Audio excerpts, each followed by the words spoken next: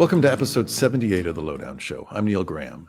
There's an old quip that says that if you want to make $1 million racing motorcycles, that you should start with $5 million. The exception to this rule may be this week's guest, Lang Hindle. From a stellar career as a rider in the early years of Superbike racing, Hindle's boundless energy and relentless drive to make his bike faster led him to fabricating his own exhaust systems and making Hindle Exhaust, a powerhouse in the aftermarket exhaust world. And this, too, Lang's a nice guy. That must have something to do with his success. But first, a few words from those who make the Lowdown possible. The Lowdown Show is presented by advrider.com and supported by ebaymotors.com. eBay has reinvented vehicle buying. From click to curb, everything's covered. With their new secure purchase, eBay isn't just where you find your car, it's where you buy it, start to finish. Title, financing, registration, delivery. It's all built in. And eligible vehicle purchases are backed by up to $100,000 in protection. This is what modern car buying looks like. Get your next ride on eBay. eBay, things people love. Secure Purchase is powered by Caramel Dealer Services, LLC, an eBay subsidiary. In over 50 years of connecting riders to dirt, Fox Racing has learned that the best gear always has a discernible purpose and a strong point of view. The Ranger Defend and Recon Adventure Collection takes a minimalist approach to product design, with a clear mission of providing everything you need in adventure-ready gear and absolutely nothing you don't need. Minimalist chassis, fully seam-sealed with Gore-Tex waterproofing and D30 CE level protection across the board. This gear is every bit as pure as the adventure you're chasing. My view is that racing teaches you a lot, and mostly it teaches you a lot about yourself. What did you learn from all the years you spent motorcycle racing, including a lot of success as an endurance racer? Well, number one, when I talk to people about racing or, new riders and that, I usually ask them how many tracks they've done, how many laps they've have done, and how many different bikes that they've done or ridden. And to me, that's what it takes to be really good at racing is the variety that you have to do, the variety of tracks. And I did a lot of that. I mean, there's people that are naturally talented, and then there's people that just have a large desire to do it and are reasonably talented. I think I was reasonably talented, but I also put in the time. The endurance racing, for instance, gives you hours and hours on the track in crazy conditions sometimes. I've seen rain, I've seen snow, I've seen sandstorms, and it and you have to go fast, but you have to do lap after lap. So you really build that endurance for going fast consistently without crashing. I never crashed in all the endurance racing that I did. Well, I did once. Somebody took me out. Somebody came on the end, just took me right out. We don't count those. No, I don't. I won't count that one. So that and all the different tracks I ran, North American. Some I did run Le Mans, France at one time. Didn't go very good, but so I think that's what makes a racer. How did this obsession of yours with racing, because there's really only way to race, which is to be obsessed with it. You have to give it everything you have. How did it turn into what became Hindle Exhaust, which is what a lot of people know you for now? A very large company that produces exhaust systems for motorcycles. Where did that begin? Did that begin while you were racing or after you were racing? Tell me how that meshed with your racing career. Well, I've always built all my own motors and did all my own engineering on the bikes, which I enjoy to do. A lot of people don't know me as a fabricator and mechanic, but that's also what I enjoy to do. And at that time in the motorcycle racing business and that, I was building my own pipes because, and I had a friend with a bender that could make pipes, and I would design them and he would reproduce them. But it gave me the tuning capability to try, number one, to fit a pipe that had the cornering clearance that I wanted and stuff like that. but also the tuning, like the head pipe lengths, and it's can make a significant improvement. A good pipe on a good pipe. So I would actually make different pipes. You can't tune pipes with one pipe. You need two pipes and kind of compare them. Right. So I had the capability to be able to make my own pipes and tune them. Back in the day was kind of seat in the pants, and just try out one pipe and try out the other one, and whichever one I liked or whichever one showed a better lap time, that's what we'd go with. So that's where it started.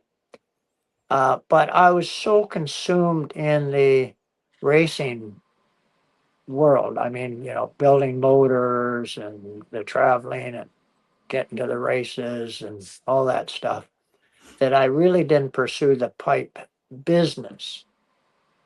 So when I retired from racing, I thought, I don't want to just go fade off into the distance here. I still want to do something. So I started, pursued the manufacturing of the exhaust systems more. And it also kept me involved with the race teams, which racing, I still love racing. It's still, some people like golf and tennis or whatever. I like racing.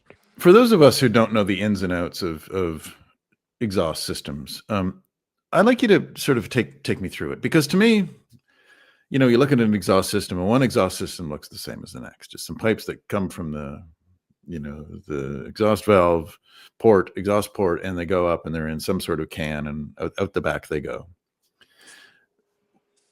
What can a different exhaust system do? When you did your A/B testing of two systems, first of all, how do you go about making an exhaust system? And then how do you go about determining if it's the best it can be? How do you know when to stop when you're working on something? Well, these days we have some really good dynos that we can do a lot of testing, so we can see the horsepower improvements or not improvements.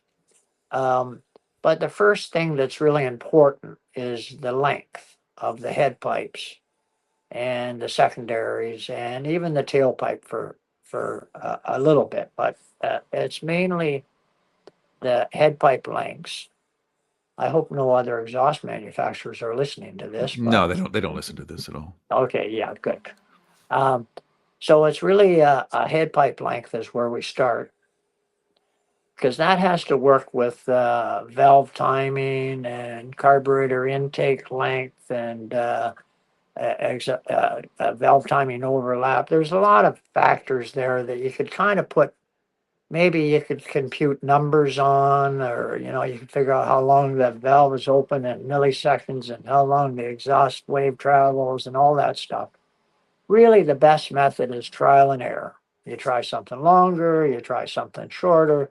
If the longer works better, horsepower wise on the dyno, that's the direction we go, and we end up fine tuning those lengths to probably within half an inch or less.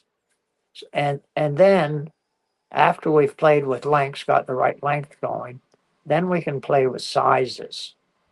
Sizes kind of go with, Meaning diameter of the pipe? yeah, diameter of the pipe, and sizes kind of go with how much horsepower you have, not necessarily how big the motor is. You could have a 1300 cc motor that puts out 100 horsepower, and you only need a 100 horsepower pipe for it. But if you have a 1300 cc motor that's putting out 180 horsepower, you need a 180 horsepower pipe, which is larger. So it's kind of relatively as simple as that. Also, we can't test or develop pipes with just one pipe. We'll always have to try something longer or something shorter, and that's what usually shows up on the dyno work. We could spend well over 100 dyno runs developing a pipe. Now, we do have our own formula, our own development lengths that I've worked out over the years. I won't go into it too much, but we kind of start off, we plug them in and see how it works, and then we go either side of it. So that's kind of development in a nutshell. Now, what about the notion? And I'm thinking of various V twin riders who go past my house and shake the windows and scare the cat, and frighten me as well. And this notion that large pipes, no back pressure, maximum noise. Is that the way to get the best performance from a motorcycle? Well, yes, it's I was hoping you were going to say no, but okay. right. Yeah, yeah. Well, it's kind of two answers here. Um, there's no substitute for raw peak horsepower, or whatever you want to call it, than an open straight through exhaust system. But the trouble with straight through exhaust systems, sometimes when the power comes on, it can be kind of abrupt, or it's, well, noisy. I won't get into the noise thing, okay? But exhaust waves, sometimes you got to dampen them out so you don't lose mid-range power, because an open pipe, it's really good for top end, but not so much for mid-range, and that's where we sometimes have to play. We found, for instance, we have we got a bit of a commercial side here, but we have a really cool noise reducer that we've developed over the years, and it's very effective. Um, and I'm finding some of my high performance riders. I mean, all my customers are friends as far as I'm concerned. So some of my high performance friends riders almost prefer the noise reducer on the street bike because it kind of softens the power band a little bit mid range and makes it kind of a bit more fun to drive around cities and streets and rural areas. They just don't need that power surge of an open pipe that you're always kind of being careful to not let it come on at the wrong time. So there's something in doing a little bit of dampening in an open pipe. But if you're racing, I don't know. I think that you're always on peak power. It's kind of like what I used to say. I can't tell you where the power comes on. I can only tell you where it drops off. A Bike Magazine, who I used to write for in the '90s, Bike Magazine did a really interesting comparison. So they took a 600cc Japanese motorcycle, and they had two versions. So one they tuned for maximum power, and then the other one they tuned it where it had a nice fat mid range. It made 10 or 15% less peak horsepower. And then they took a bunch of different riders, from novice track day guys to club guys like me to pros. And they took them to a track in England, and they didn't tell them anything about the bike.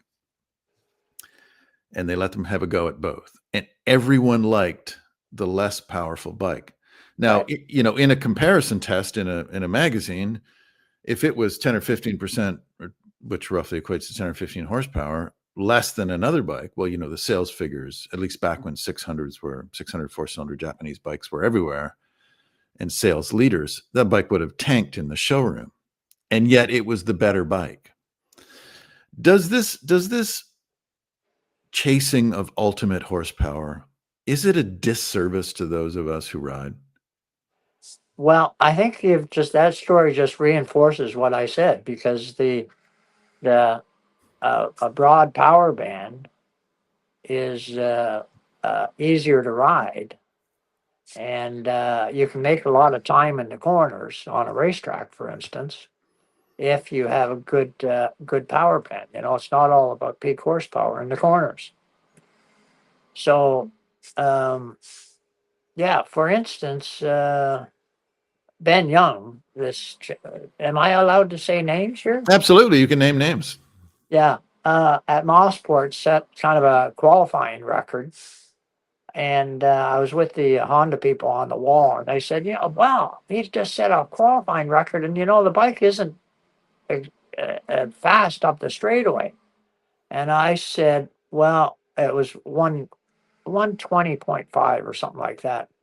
And I said, well, he's in the corners for more than a minute. Right. And the bike, the Honda was kind of known this year for handling really good. And Ben was really making time in the corners. So, it had a very broad power band and that, and I don't want to go on, but I had a bike at the time when I set the track record at Mossport for Superbikes back in the early 80s. The bike I had, they really didn't have that a great straightaway speed, but it was very controllable in the corners. Like I would be in the corner and I'd be on the verge of sliding, almost flat track style, controlling it with the throttle because my mid range was really easy to control, had really good mid range. I remember I'd be sliding in all the corners. I'd get traction on the straightaway and then back to sliding in the corners. But the bike, the way the carburation was, the way the power band was, it was easy to ride. eBay has reinvented vehicle buying. From click to curb, everything's covered. It's all thanks to their new secure purchase. Ever try to buy a car and end up in a parking lot with a stranger in some blind trust? Or spend half the day at a dealership talking to pushy salespeople and signing paperwork? Or maybe, worst of all, waiting for hours at the DMV just to transfer the title? Well, that era is over. For years, eBay has been the go-to for gearheads, collectors, and do-it-yourselfers because whatever you're into, from classics to SUVs to trucks to imports, eBay's got it. And now with secure purchase, eBay isn't just where you find your next ride, it's where you can buy it, start to finish. Sellers and titles are verified, paperwork is handled by experts, and payments are traceable and digital. So you know exactly who you're dealing with and exactly what you're getting. Plus, you can finance, insure, and register your vehicle all in one place. No more hours at the dealership, no more trips to the DMV. Get your vehicle plates and paperwork shipped to your door, ready to drive. And it's all part of one seamless process, designed to feel as easy as buying anything else online. And eligible vehicles purchased on eBay are backed by up to $100,000 in purchase protection. Thinking about selling your ride? Secure Purchase makes that simple too, because you know your buyer and their funds are verified. If you still own your car, the financing payoff is fully integrated. So you're not chasing paperwork or waiting on checks to clear. And with Secure Purchase, you get paid fast. And you're not going to be stuck chasing no-shows or answering the fifth, "Is it still available?" message.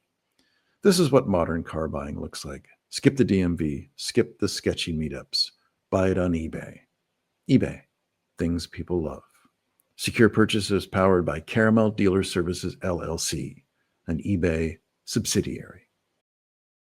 In over 50 years of connecting riders to dirt, Fox Racing has learned that the best gear always has a discernible purpose and a strong point of view.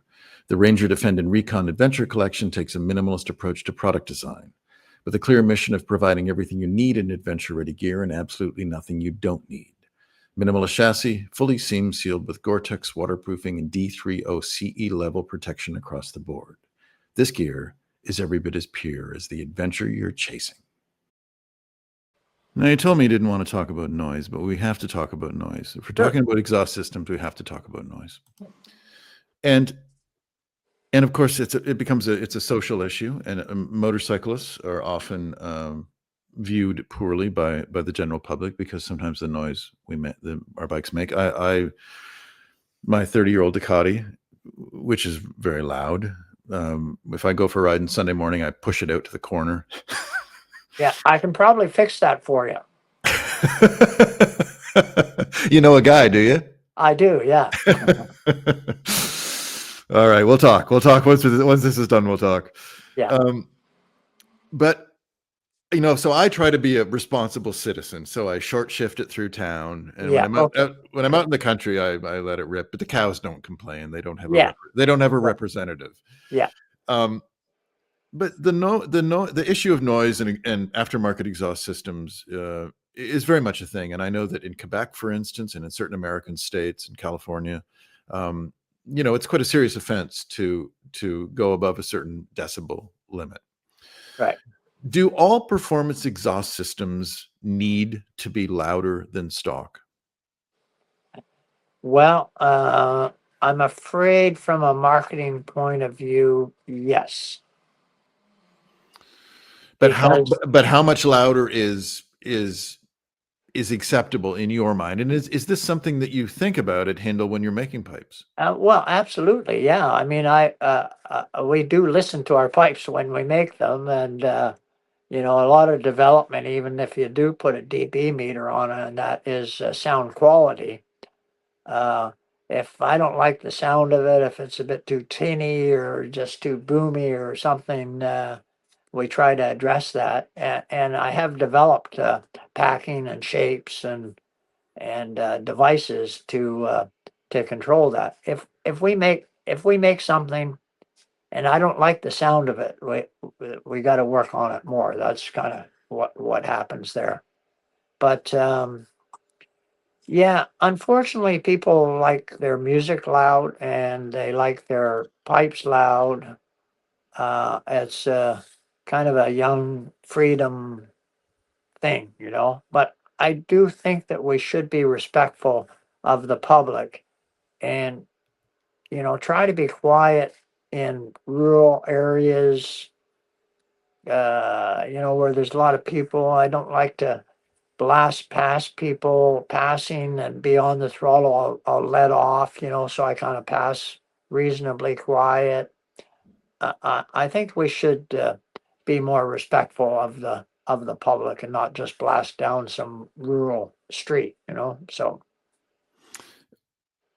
Well, I think, you made an interesting point, which is quality of sound, I think, and that because I find a Harley with straight pipes, first of all, it's too loud.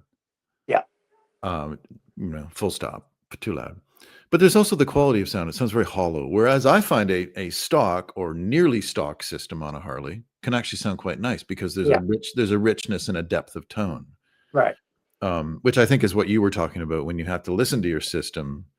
And my race Ducati, people will say, well, it sounds so quiet. Well, it sounds loud when you start it in the shed, but because of the nature of a big twin, because it's quite a low sound, it doesn't sound nearly as aggravating to my ear, although to my ear, maybe that's the significant phrase here, as a four-cylinder engine at 15,000 RPM. Now, do you think that aftermarket systems should be monitored for sound? I mean, should that be part of because I know in some, your business depends on people being able to buy your systems. And it's long been a joke that you see for closed circuit use only on an exhaust system. But you know as well as I do that very few motorcycles actually make it to a racetrack. Most are ridden on the street. right. What's your take on that? Should you be subject to noise laws like stock systems? You're kind of asking the wrong guy because I think we should have what we would like, and you know, a performance sound for a bike. But I don't think we should go overboard. So I'll kind of split the difference with you there. That I think we should have a nice quality sound that's not crazy loud, like straight pipes, for instance. I know straight pipes. There's nothing to stop that big bang boom coming down the pipe. There's nothing in there to stop that. So they're kind of have a annoyingly loud sound. But you know, I've addressed some quality sound issues where we have you know, I used to ride in Florida, go away to Florida, and my bikes I'd have a open muffler, but a reasonable length muffler. I'd be staying in a motorhome park, for instance, and I didn't want to annoy anybody, and I didn't. You know, our Evolution mufflers have a substantial amount of packing and sound absorbing. Um, and if you have, you know, the amount of sound you get rid of is sometimes equal to the amount of packing muffler packing that's in it. Yes. So that involves length and diameter is two factors that add up to a lot of muffler packing. So I think we've got a pretty nice muffler right now that is public friendly. I guess you could call it, and satisfying to the rider. What about adventure bikes, Lang? This is ADV riders, so obviously a lot of the people listening or watching this podcast are adventure riders. What have you found in developing pipes for those kind of bikes? I've done a lot of development in the and back to this noise reducer that pops in and out so easy. Convenience is a selling feature, and but I've got some other things I've been doing with it. I don't know how to describe it. It's an add-on to our standard noise reducer, and we've been using it in adventure bikes. And I have some adventure riders that we work with that find that it's done what they wanted it to do. You know, quiet the bike down for that market. So I think I'm planning on releasing a lot of that because I've been doing that for I'd say a couple of years. But it's not well known what we're doing in that area. It's even patentable, but you know, patents are kind of hard to defend sometimes. And that my feeling on patents is just do something really good and get it to the market, be the first, you know. The Lowdown Show is presented by advrider.com and supported by ebaymotors.com. Lang, tell me about how your business has changed over the years. I mean, obviously, you know, at one point, 600cc Japanese sport bikes, I'm guessing, were probably the core of your business when they were the best-selling motorcycle in the market. This is going back 20 years or so. And now that 600cc four-cylinder Japanese motorcycle is, well, most of them don't exist in manufacturers' lineups. Yamaha doesn't sell the R6 anymore. Yeah, great bike. Great bikes. I mean, kind of the perfect, they're jewel-like in their engineering. They're exquisite motorcycles, easy to ride, forgiving for riders like me of modest capability. Yeah. But that's kind of gone now. So how have you had to adapt your business to suit what people are buying? Uh, I did develop pipes back in the day, specifically for the bikes have gone up in horsepower quite a bit, and I developed the step pipe. It was kind of my design. It was I won't go into exactly what it is, but I call it the step pipe, and it's for the higher horsepower bikes. So I'd say we've adapted our exhaust systems to the latest bike. I know what works on a 600. I know what works on a 400. For instance, the ZX4RR, you know, what a great little bike. What a great little bike. And we did a lot of development on that bike. So that's kind of less than the 600 that you're talking about, Yeah, but true, not the true. 1000, you know. And we've done a lot of development on the newer bikes, you know, the S1000 BMW, the Honda, double R, triple R actually. 200 horsepower is not out of line these days on some of these bikes. H2, for instance. Yeah. So we have developed pipes. We kind of have the right pipe for the right size bike, depending on the bike. But have you branched out into ATVs and UTVs? Those things seem to be Well, everywhere. Is that part of what you do as well? no, yes and no. We do have somebody that we work with in Quebec in the ATV department, and he does a lot of development, and we work with him and supply bends and material and that, you know, because I'm quite a manufacturing tubing entity. I have 6 mandrel benders. I'd like to have more, but pretty much a bender for every size tubing that we work with, every radius and every size. So I can make a whole pipe in one day.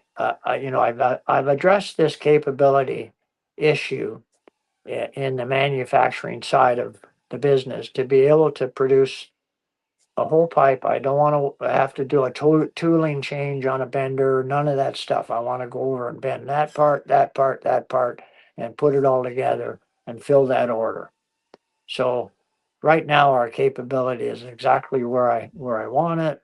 I have enough machinery and welders and personnel to be able to do that. You manufacture your pipes in Canada, a small town not far outside Toronto, but of course your pipes are sold all over the place, and I assume you ship a fair amount to the U.S. Yes, Now, of course, the American president has made great overtures about tariffs, and right. I'm guessing you go through a fair whack of stainless steel tubing. Yeah. So how will the tariffs affect you? And I heard just to interject here for a little bit, I've heard that there was a thing on the radio the other day on public radio, and they were talking about tariffs, and that even those that are expert in tariffs are totally confused because of how much it's changing and the tariffs are going up and down and there's delays. And how has that affected your business? Well, This uncertainty. and the uncertainty part is a big part of it, but we're navigating through it. Our stainless steel material is actually poured and made in the U.S. The U.S. makes very good stainless steel, and we have used stainless steel from Europe and Italy and even Japan. And we really like the American stainless steel.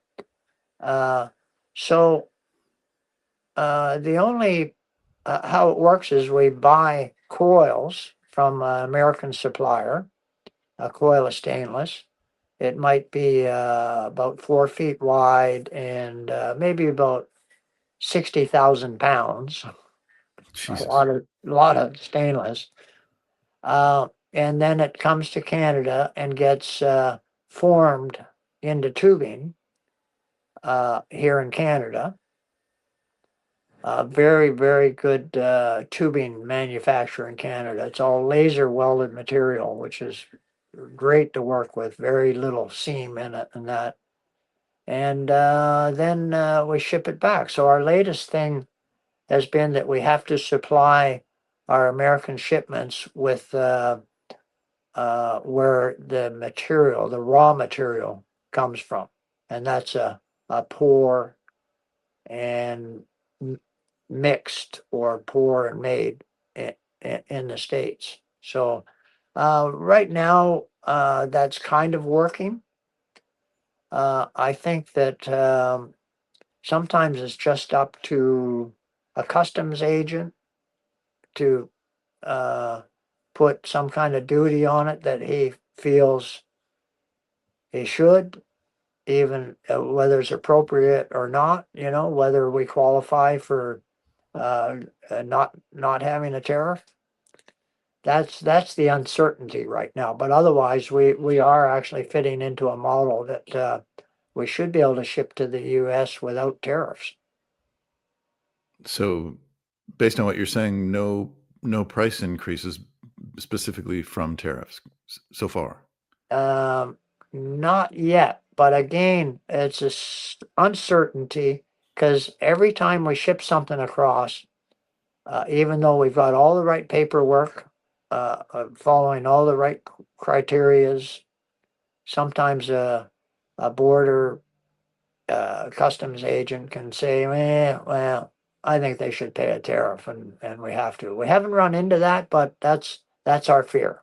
The Lowdown Show is presented by advrider.com and supported by ebaymotors.com. You've been at this a long time. You've been kicking around racing for decades now, and of course, you're running your successful business.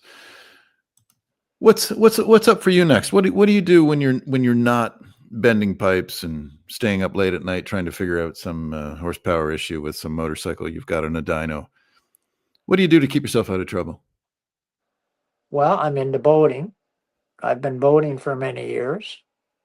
I do uh, some track days with my daughter, which is a lot of fun. I'm her crew chief.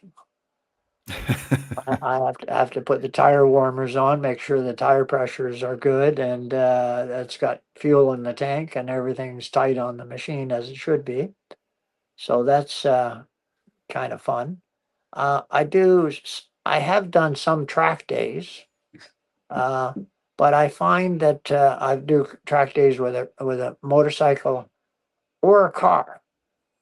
My problem with well, both of them, but especially the motorcycles, I only know how to go as fast as I can. And there's no slowing down. If I'm on the track and I'm on a fast bike, what do you want to do? You want to just cruise around? I want to just rip the tires right off that thing. And especially today's bikes, because they handle so nice and are so fast. I really want to ride a bike that uh, could scare me. eBay has reinvented vehicle buying. From click to curb, everything's covered. Ever try to buy a car online and end up in a parking lot with a stranger and some blind trust? Well, that era is over. Now, with secure purchase, eBay isn't just where you find your car, it's where you buy it, start to finish. Title, financing, registration, delivery. It's all built in. This is the modern way to buy your next ride on eBay. eBay, things people love. Secure Purchase is powered by Caramel Dealer Services, LLC, an eBay subsidiary.